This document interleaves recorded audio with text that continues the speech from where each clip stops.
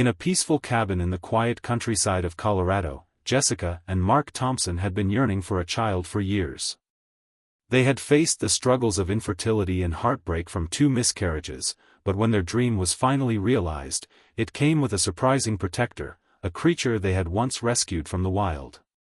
Luna, a bobcat with piercing golden eyes and an unshakable bond with the family, seemed to sense things that no human could.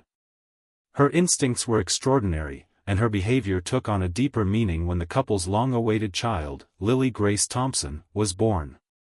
From the very beginning, Luna's attachment to the baby was profound, making nightly vigils beside the crib, her intense stare never faltering. It all seemed like harmless affection, until one night when Luna's protective instincts went further, forcing a truth to be uncovered. What was the bobcat really protecting the child from? Why did the parents feel the need to call the police? Jessica had been awake one morning to the familiar weight of Luna curled protectively around her stomach. Luna had begun this strange new behavior 3 weeks prior, resting her body gently against Jessica's midsection each night and refusing to leave her side. Mark, Jessica's husband of 5 years, found the bobcat's behavior amusing, but Jessica sensed something deeper, a connection Luna seemed to share with the unborn child even before they did. "She knows," Jessica whispered one morning, running her fingers through Luna's soft, spotted fur as the bobcat purred contentedly. "Somehow, she knows before we do." Mark smiled indulgently from the doorway. At 35, his hair had begun to show traces of silver at the temples, his laugh lines deepening as the years of trying for a child weighed heavily on him. "Now what, Jess?" he asked, bringing her a cup of herbal tea. "That you're going to be late for work again because she won't let you up."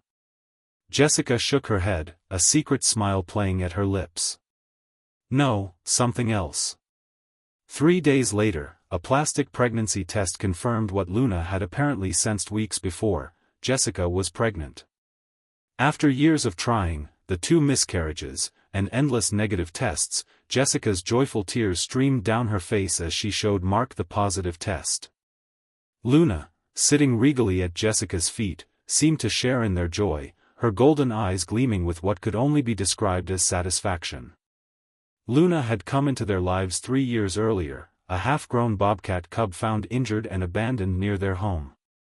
Mark, a wildlife veterinarian at the local rehabilitation center, had brought the cub home temporarily while she recovered from a leg injury. The plan was always to release her back into the wild once she had healed, but fate had a different plan. Luna had formed an immediate bond with Jessica, who worked from home as a children's book illustrator.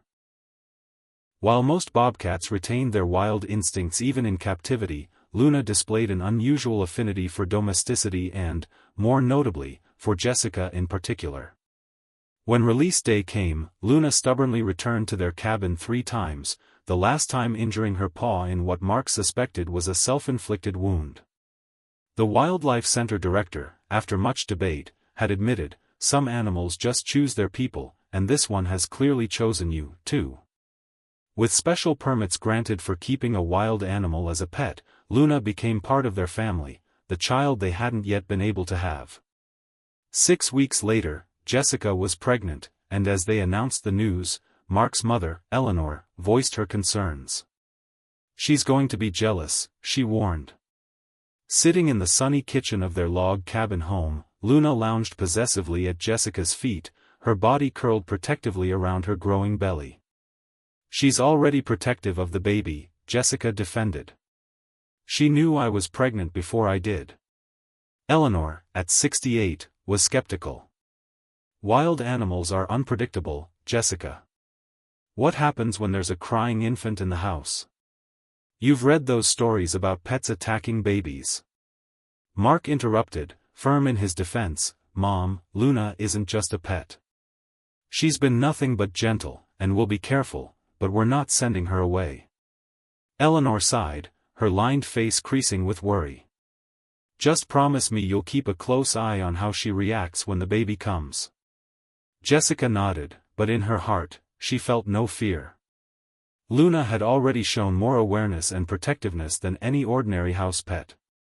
Each night, Luna curled around Jessica's growing belly, purring softly as if communicating with the life growing inside. Finally, Lily Grace Thompson was born on a crisp autumn morning after 18 hours of labor. Mark drove Jessica home from the hospital, 2 days later, with their tiny daughter secured in her car seat. They were nervous about how Luna would react to the new arrival, but they needn't have worried.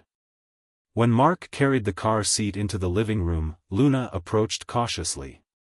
She sniffed the air, her golden eyes studying the sleeping infant. After a long moment, Luna made a soft, maternal chirp, a call often made by female bobcats with their own cubs. Then, with a watchful eye, she settled on the floor beside the car seat, her posture alert and protective. When they placed Lily in her crib in the nursery that night, Luna positioned herself beneath the crib, refusing to leave. "Should we let her stay?" Mark whispered as they stood in the doorway, watching the scene. Jessica nodded. "I think she's appointed herself as guardian. Let's see how it goes tonight." The following night, as Lily woke crying at 2 a.m., Luna was already pacing restlessly at the nursery door. Before the baby monitor even picked up the first whimper, Luna was alert. From that moment, a pattern emerged. Luna would alert the parents to Lily's needs, sometimes before Lily herself knew she was hungry or uncomfortable. "It's like having a furry nurse," Jessica marveled one night as they watched Luna curl protectively around the edge of Lily's playmat where the 3-month-old was attempting to roll over. Mark, who had initially been more cautious about leaving Luna alone with Lily, had grown to trust the bobcat's instincts completely. "She's better with Lily than some human babysitters would be," he agreed. But Luna's protectiveness, which was extraordinary at first, began to evolve into something deeper, and over time, an unexpected tension built between Luna and Jessica's best friend, Emily, who offered to help care for Lily while Jessica returned to work after her maternity leave. As Jessica prepared to return to work, the question of childcare became more pressing. Her work as an illustrator was flexible, but she still needed uninterrupted time at her drawing table to meet deadlines. Mark's schedule, as a wildlife veterinarian, was more demanding, and long hours sometimes stretched into evenings during busy seasons. After much discussion, Mark suggested that Emily, Jessica's best friend since college, could help. Emily had always wanted to spend more time with Lily and had been a constant presence in their lives. She was the godmother to Lily, showering her with love and gifts, and it seemed natural that Emily would step in during the week. The first day Emily came to babysit was also the first day that Luna's behavior began to change. Before this, Luna had been indifferent to Emily's presence. She tolerated her, but never showed the same level of affection she did toward Jessica or Mark. However, that morning, as Emily bent down to take Lily from Jessica's arms, Luna positioned herself directly between them. Her ears flattened against her head, her golden eyes narrowing in a way that made Jessica pause. "Luna, it's just Emily," Jessica said gently, nudging the bobcat aside. "You know her." But Luna didn't move. She made a low growling sound, and Jessica couldn't help but feel a pang of discomfort as she watched the bobcat's tense body language. Emily, who had noticed Luna's shift, smiled uneasily. "It's okay, Jess. I understand. She's just looking out for her little sister." Despite this reassurance, over the next few weeks, Luna's behavior toward Emily grew more and more intense. The bobcat seemed to refuse to leave Lily's side when Emily was in the house. Luna's watchful eyes followed Emily's every move with suspicious intensity. Whenever Emily approached Lily's crib to put the baby down for a nap, Luna would pace anxiously, sometimes placing herself bodily between Emily and the crib. "I'm getting a little concerned about Luna's behavior with Emily," Jessica confessed to Mark one evening after Emily had left. "She's almost hostile." Mark frowned, watching as Luna curled at the foot of Lily's crib, seemingly peaceful now that it was just the family at home. "Has she shown any aggression? Tried to bite or scratch?" "No," Jessica answered slowly. "She just watches and blocks, like she doesn't trust Emily with Lily." Mark suggested they give it a little more time. Perhaps Luna was simply adjusting to someone else caring for Lily. Still, both of them felt uneasy about the situation. By the time Lily was 8 months old, the situation between Luna and Emily had not improved, in fact, it had worsened. Luna's protectiveness had become more overt. She hissed whenever Emily picked Lily up and refused to leave the room, even for meals when the babysitter was present. "Your cat really hates me," Emily joked one afternoon as Jessica returned home from a meeting with a publisher. Jessica sighed, watching Luna shadow Emily's every move as she packed up her things. "I don't understand it. She's never like this with anyone else who visits." Emily shrugged, though her unease was apparent. "Some animals just take mysterious dislikes to people. My grandmother had a parrot that screamed bloody murder whenever my uncle visited, no one else, just him." Still, Jessica felt guilty. "I'm sorry if it makes your job harder," she said, taking Lily from Emily's arms.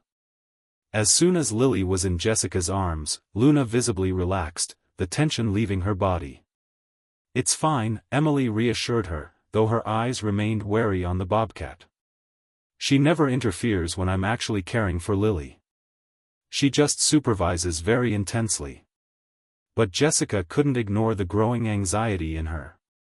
She knew there was something more to Luna's behavior. Later that week, Mark's mother, Eleanor, came to visit for the first time in several months. Jessica noticed something strange. Luna, who had never been particularly fond of Eleanor, showed no signs of aggression when the older woman held and played with Lily. Luna watched, certainly, but with none of the tension she displayed around Emily. "That's strange," Jessica remarked to Mark that night. "Luna was completely at ease with your mom holding Lily today. Not a hiss or growl in sight." Mark considered this, a thought forming. "Mom isn't a threat," he said finally. "Luna knows that." The uncomfortable question hung in the air between them, unspoken. Did that mean Luna perceived Emily as a threat? 3 weeks later, Jessica and Mark were finally getting their first date night since Lily's birth. Eleanor was visiting her sister in Arizona, so Emily was the natural choice to babysit for the evening. "We'll just be at Antonio's," Mark told Emily as they prepared to leave. "It's 15 minutes away, and we'll have our phones on the table." "Go enjoy yourselves," Emily urged, already settled on the living room floor with Lily. The baby was happily gumming a soft toy, and Luna lay quietly in the corner of the room, her golden eyes fixed on Emily, the same unblinking intensity she always showed when Emily was near Lily.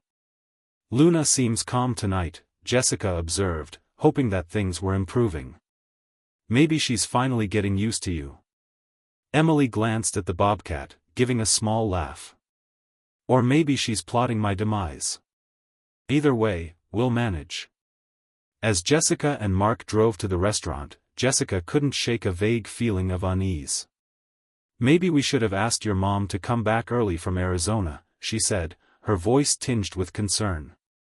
Mark squeezed her hand reassuringly. "Jess, Emily is your best friend. She loves Lily. Luna hasn't actually done anything threatening. She's just being overprotective. We deserve one night out after 8 months." Jessica nodded, pushing her worries aside. "You're right. Let's enjoy it." But their night out was cut short. Halfway through their entree, Mark's phone rang. He frowned at the screen, the unease palpable in his face as he answered. "It's Emily," he said, his voice already strained. Jessica's heart rate spiked. "Mark, Jessica," Emily's voice was trembling with panic. "I need you to come home now. Luna's gone crazy. She tried to attack me when I was putting Lily down for the night. She's got me trapped in the bathroom now. I can hear Lily crying in her crib, but I can't get to her with Luna guarding the door." Mark's face went pale, and Jessica grabbed her purse.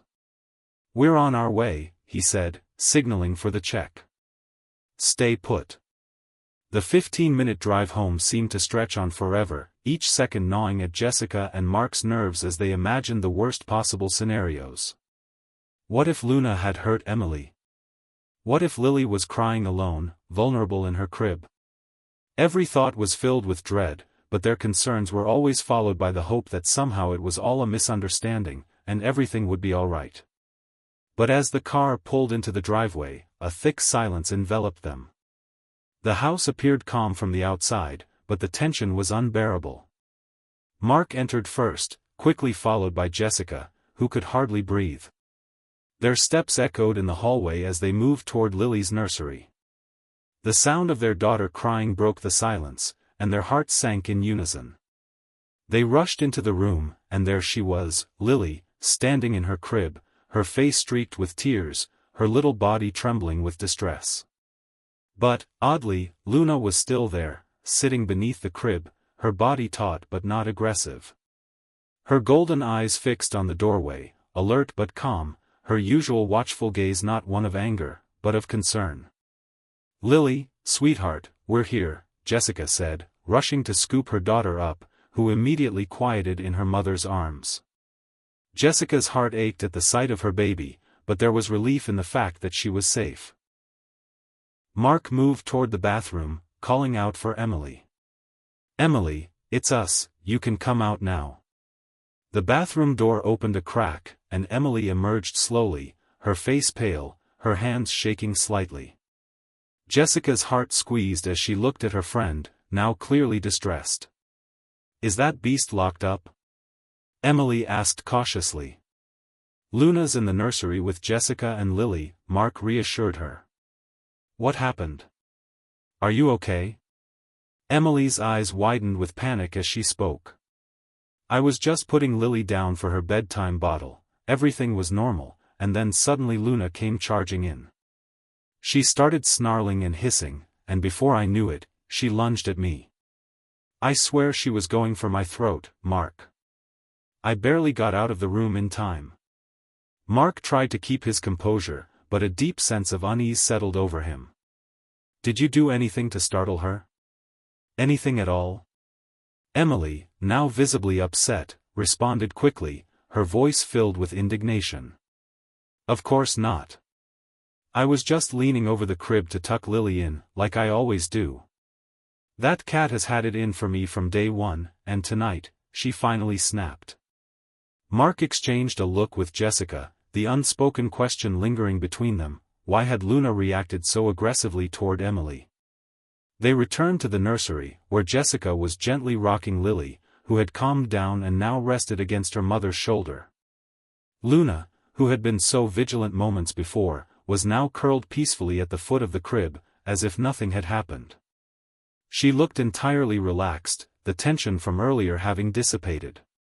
"Look at her now," Emily said from the doorway, a mix of disbelief and accusation in her voice. "Not a hiss or growl. But she was like a demon an hour ago." Mark stood silently, troubled. "Maybe it would be best if you went home, Emily. We can talk more tomorrow when everyone's calmer." Emily didn't argue. She collected her things, and Jessica helped her out the door. After the incident, the house felt quiet, almost unnaturally so. Jessica could barely process what had just happened. It didn't make sense. Why had Luna acted this way? As soon as Emily left, Jessica placed Lily back in the crib. Luna immediately returned to her position beneath it, as if nothing had occurred, watching over the baby with unwavering dedication. It was as if the events of the night had never happened, and yet, Jessica couldn't ignore the overwhelming feeling that something had been triggered, something beyond ordinary animal instincts. "I don't understand," Jessica murmured, her voice heavy with confusion. "Luna seems perfectly normal now." Mark rubbed his beard thoughtfully, watching the bobcat. "That's just it," he said slowly, a sense of realization dawning on him. "She's normal with us. With Lily. With everyone, except Emily." Jessica's breath caught in her throat. "You don't think?" Mark's voice was low, his expression serious. "I think animals sometimes sense things that humans miss. Tomorrow morning, I'm going to check the security cameras." The morning after the unsettling events with Emily, Mark sat down in front of his computer, his mind still reeling from the previous night's tense encounters. Jessica had taken Lily to her mother's for the day, leaving Mark to review the footage from the security cameras they had installed when they first brought Luna home. The cameras were part of the exotic pet permit requirements, but now, they were about to reveal the truth about what had really been happening. Mark started with the earlier footage, nothing unusual. Emily had arrived, and the house had seemed calm. The footage showed Emily feeding Lily, bathing her, and interacting with the baby in a completely normal manner. Luna could be seen in most of the frames, observing from a distance, but never interfering. It all seemed ordinary at first. But then Mark reached the bedtime footage, the part he had been dreading. Emily was seen entering the nursery, cradling Lily in her arms. She placed the baby down in the crib, and Luna followed, settling onto the floor, right where she had always positioned herself. All seemed normal until Mark noticed something that caught his attention. Emily, leaning over the crib, had pulled out her phone to take a few pictures, which was nothing out of the ordinary. But then, Emily glanced toward the door, reached into her pocket, and pulled out a small object, placing it carefully on the side of the crib near Lily's stuffed animals. Mark zoomed in on the footage, his heart beginning to pound. The small object was unmistakable. It looked like a tiny camera, no bigger than a button. Emily appeared to position it just so, and then she took more pictures, seemingly documenting the placement of the device. A cold shiver ran down Mark's spine as he continued to watch. Luna, who had been lying peacefully beneath the crib, suddenly stood up and moved toward Emily. Her posture shifted from relaxed to tense, alert. Emily, who had not yet noticed Luna's change in behavior, reached into her pocket again, pulling out what appeared to be another small object. This time, it looked like a tiny transmitter. She attempted to place it beneath the crib mattress. That's when everything changed. Luna's body language went from calm to hostile. The bobcat began growling, a low, deep sound that sent a chill through Mark as he watched the screen. Emily turned toward Luna, noticing the tension in the air. But before she could react, Luna lunged, not at Emily's throat, as she had claimed, but directly at the pocket where the transmitter had just been hidden. Emily scrambled to get away, but Luna was too quick. Mark's breath hitched as he watched the scene unfold. Luna managed to grab the transmitter from Emily's pocket before the woman could escape. Emily dashed for the door, and Luna immediately returned to the crib, her body now calm again as she used her paw to bat at the blankets until the tiny camera fell out onto the floor. In a matter of seconds, Luna had exposed Emily's secret, her attempt to place a camera and transmitter in the crib, clearly for some illicit purpose. Mark's hands shook as he paused the footage, the weight of the discovery settling in. The bobcat had acted to protect Lily in a way that no human could have. Mark rewound the footage further, checking the previous weeks of security footage from when Emily had babysat. He found similar incidents. Emily, unaware that Luna was watching, had placed small devices in or around Lily's crib on at least 3 other occasions. Each time, she had quickly removed them before Jessica and Mark returned home. But last night, Luna had finally intervened. With shaking hands, Mark picked up his phone and dialed the police. The police arrived swiftly. Detective Sarah Rodriguez sat across from Jessica and Mark at their kitchen table, her expression grim as she listened to their account of the events. Luna had been confined to the bedroom during the interview, though Mark had insisted that it was the bobcat who had uncovered the crime. He could see the admiration in the detective's eyes, though she remained professional. Based on the footage you've provided and the device we recovered from your daughter's nursery, we have enough evidence to arrest Emily Reynolds, Detective Rodriguez explained. She went on to explain that the tiny camera Emily had placed was broadcasting to an external server, and their tech team was already tracing the connection. But why? Jessica's voice broke as she asked the question that had been tormenting her all day. Why would Emily do this to Lily? To us? The detective's expression softened slightly. Ms. Thompson, Mr. Thompson, I need to prepare you for what we might find.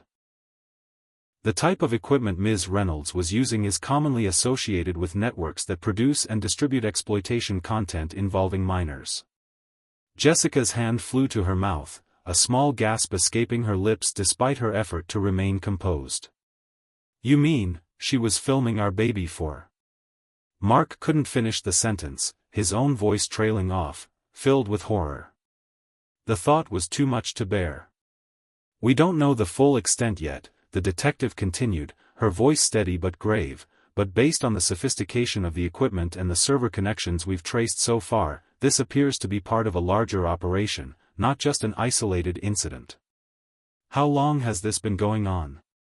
Jessica's voice was barely audible. The question hung in the air, suffocating them both. "We'll need to review all your security footage," Detective Rodriguez replied, "but from what Mr. Thompson has already found, at least several weeks. The good news, if there can be any in this situation, is that your pet's intervention appears to have prevented any extended broadcasting. The camera we recovered was only activated last night and was disabled when it fell to the floor." Mark looked toward the bedroom door, knowing Luna was listening from the other side. She had somehow known from the very beginning that Emily was a threat. Detective Rodriguez nodded thoughtfully. "Animals often sense deception in ways humans can't explain. Your Bobcat was protecting your child the only way she could." The weeks that followed were a blur of police interviews, evidence collection, and a crushing betrayal that Jessica could hardly come to terms with. Emily's arrest led to the discovery of a network spanning 3 states, with at least a dozen other families unknowingly victimized. 5 additional arrests were made, including the ringleader, a man Emily had been secretly dating for the past year. "I brought her into Lily's life," Jessica said one night, overwhelmed by guilt. She and Mark were sitting on the porch, watching the sunset. Luna lay at their feet, Lily asleep peacefully in her arms. "I couldn't have known," Mark replied firmly, his voice steady despite the horror they were both feeling. "None of us could have known, except Luna." As if recognizing her name, Luna raised her head, golden eyes meeting Jessica's. "I'll never doubt your judgment again," Jessica said solemnly to the Bobcat, a tear slipping down her cheek. "You protected our family when we couldn't protect ourselves." The story of the Bobcat who uncovered a criminal operation quickly made national news, with headlines celebrating Luna as a guardian angel in fur. Wildlife experts were fascinated by Luna's ability to discern the threat that the humans around her had missed completely. Mark's colleague at the Wildlife Center suggested that Luna's heightened protective instincts might have been triggered by subtle changes in Emily's scent or behavior. Changes imperceptible to humans but obvious to an animal with acute senses. Whatever the explanation, Luna's status in the Thompson household was elevated from beloved pet to family hero. The County Animal Control Board, which had initially expressed concerns about keeping a bobcat in a home with an infant, issued a special commendation, praising Luna's protective instincts. 1 year later, as Lily celebrated her 2nd birthday in the backyard of their cabin, Jessica watched Luna keeping a watchful eye on the toddler from her favorite spot beneath a pine tree. The bobcat had returned to her usual calm demeanor after Emily's arrest, no longer displaying the anxiety and aggression that had characterized her behavior during those troubling months. "She's back to her old self," Jessica remarked to Mark as he joined her, carrying slices of birthday cake. "She did what she needed to do," Mark replied, his gaze following Luna as she rose and stretched, then padded over to where Lily was playing with her new toys. "She identified a threat. She protected Lily until we understood. And then she could relax again." Detective Rodriguez, who had remained in touch with the family and had been invited to the birthday party, approached with a smile. "Your furry security system seems to be enjoying the celebration," she observed. Jessica laughed and looked at the bobcat. "We trust her judgment implicitly now." "As you should," the detective said more seriously. "You know, in all my years in law enforcement, I've never seen anything quite like what Luna did. The case against Emily and her associates is ironclad because of your security footage, but without Luna forcing the issue that night, who knows how long it might have continued?" Mark nodded soberly. The experts all said the same thing: Luna wasn't just being a protective pet. She was deliberately trying to expose what Emily was doing, trying to communicate the danger to us in the only way she could. The judge who sentenced Emily mentioned Luna in his remarks, Detective Rodriguez told them. He said it was a reminder that innocence has many protectors, not all of them human. As if on cue, Lily toddled over to Luna, throwing her arms around the bobcat's neck in a hug that would have alarmed most parents. Luna simply nuzzled the child gently, a low purr rumbling in her chest. She saved more than just Lily, Jessica said softly, watching the pair. The other children who were already being exploited by that network. The ones who might have been targeted next. She saved them too. The afternoon sun bathed the yard in golden light as family and friends gathered around to watch Lily blow out her birthday candles, with Luna standing guard beside her high chair. A silent sentinel whose watchful care had unmasked a hidden evil and protected the innocent child she had claimed as her own from the very beginning. In the Thompson home, Luna would always be more than a pet. She was the guardian who had sensed a danger no human could see. The protector who had refused to let evil approach the cradle she guarded. The hero who had brought justice, not just for one family, but for many. And each night, as Lily fell asleep beneath the watchful gaze of her feline guardian, Jessica and Mark gave silent thanks for the mysterious bond between a wild creature and a human child. A bond that had proven stronger than deception, more perceptive than human judgment, and ultimately capable of confronting darkness with the fierce protective light of unconditional love. The story of Luna and the Thompson family had become one of legend, proof that sometimes, the most unlikely protector can be the one who saves us all.